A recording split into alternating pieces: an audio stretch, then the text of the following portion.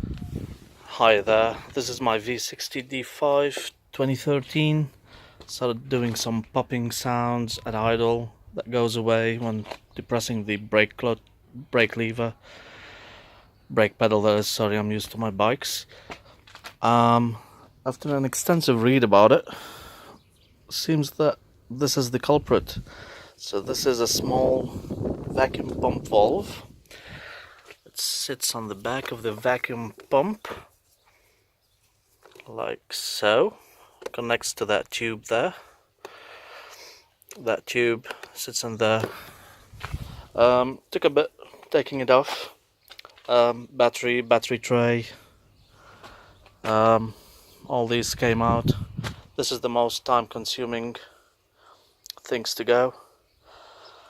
For that I used just a screwdriver, just take the covers off, and my tea set, just a cheapo tea set from B&Q for a tenner.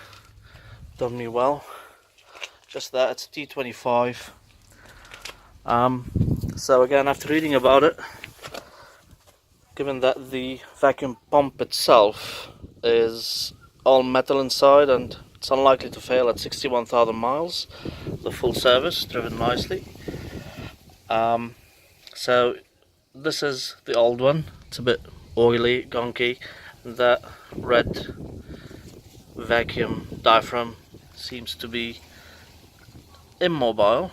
It's stuck at the back. This is the new one. Looks like the diaphragm seems intact.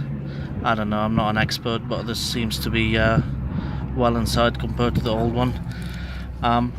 It's quite an expensive repair kit, to be honest, for what it is. That's the part number, and that cost me 50 quid.